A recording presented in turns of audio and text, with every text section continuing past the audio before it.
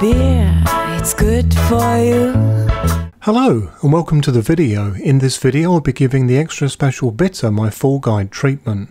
This is a classic British beer style that is close to my heart, and when I asked in a poll on my Facebook group what beer styles to cover next, this one won by quite a long way, which as an Englishman was somewhat awesome.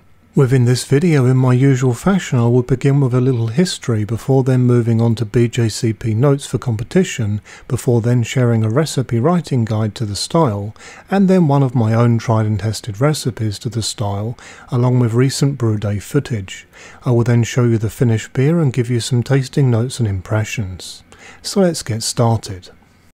Bitter being used to describe a style of beer dates back to the early 19th century in England. During the 20th century, bitter was the most popular type of beer in England and was sold mostly on draft, and was often described as England's national drink.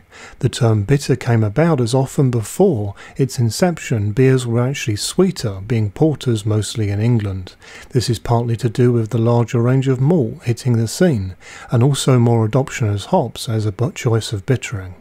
Along with the new malts came crystal malt, and this new range of colour options led to bitters being brewed in various colours, and also came in a variety of different strengths. Your ordinary bitter, as it was known, was usually under 4%. When you had a special bitter, then that could be up to 5%, but usually a little less, and then you have the extra special bitter, which could be up to 6%, but was usually around 5.5%. These lines have blurred a little more in recent times. These days there is often discussion, sometimes heated, about what a bitter actually is. Some will tell you that it is a type of pale ale, and some will tell you that it is nothing of the sort. There is some evidence either way, but frankly I would rather brew and drink beer than argue about it. Let us now look at the BJCP's definition of an ESB. It should be noted that some do find error in this assessment, but please do understand that this is what the judges will be using in scoring ESBs, so if you wish to score well then do keep it in mind. Aroma. Hop aroma high to none, moderate to no caramel aroma. Moderate fruitiness, malt aroma apparent. Appearance. Copper to dark amber brown, may have little head retention or carbonation. Flavour. Malt flavours evident. Crystal malt flavour common, hop flavour ranges from low to strong, moderate to no fruitiness. Balance varies from even to quite bitter, although malt flavours should not be completely overpowered. Mouthfeel. Medium to medium full body, carbonation can be low, although bottled versions tend to have moderate carbonation. Warming from alcohol may be noticeable but should never be strong. Overall impression, a balanced beer in terms of malt and hops.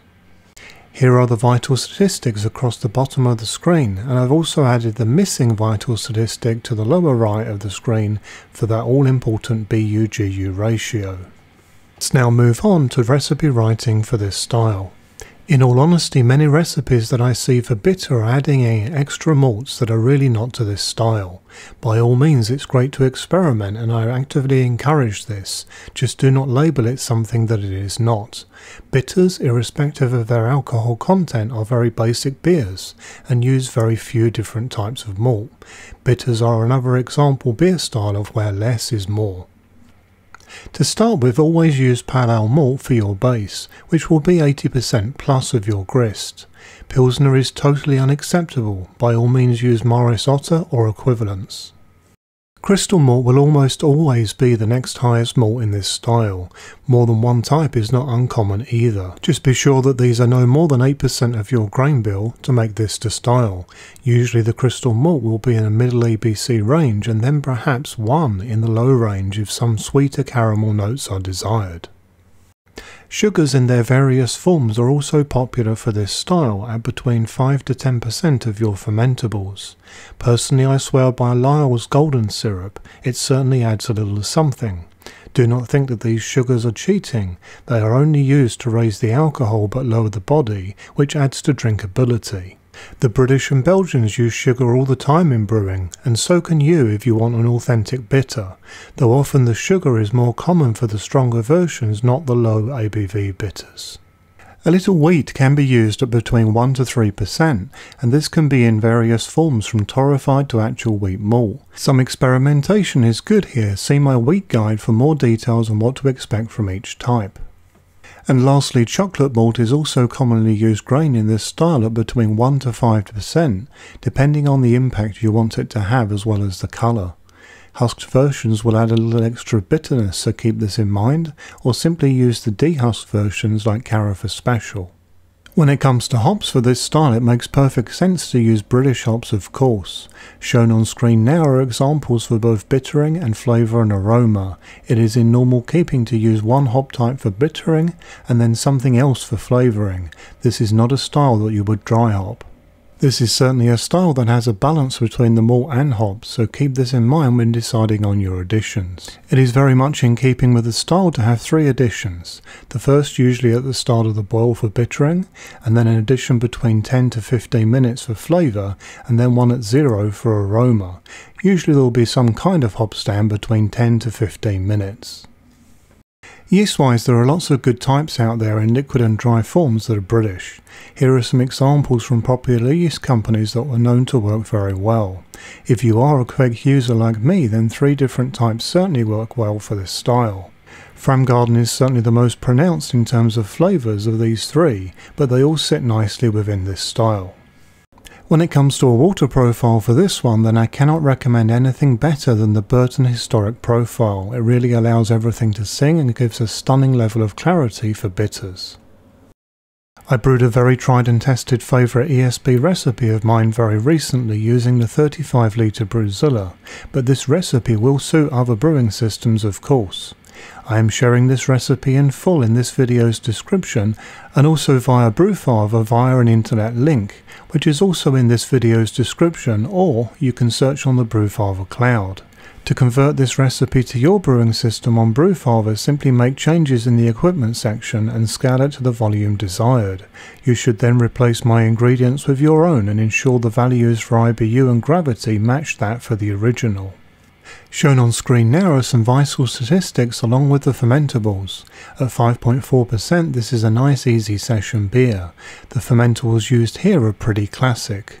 The pale ale at 84% provides a nice canvas for other flavours, one of which is the crystal malt at 6%, and this is partly responsible for the colour, which in this case is 31 EBC, which is between amber and brown and imparts a nice rich malty flavour. The chocolate malt at 2% adds its contribution to colour also, along with a hint of chocolate and coffee. The golden syrup at 5% drops the body and boosts the drinkability nicely. It also adds some nice flavour. The wheat malt at just 3% adds to mouthfeel and a little flavour, which completes this grain bill. Moving on to the boil now, and you will notice in the schedule shown to the right that I'm using Northdown for bittering.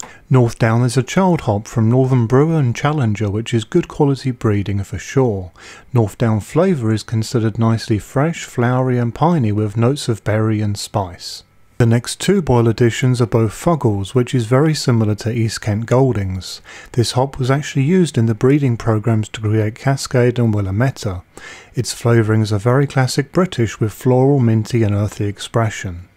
The golden syrup is also added during the boil, and I suggest that you add boiling hot water to it in a bowl as shown here and mix it until it is completely dissolved, before then adding it to your brewing system. This will avoid any potential issues with burning on the bottom, resulting in a less than relaxed cleanup. This is ideal as a 10-minute addition. Here is the cooling phase, and if you look closely you can see the temperature is actually going up rather than down.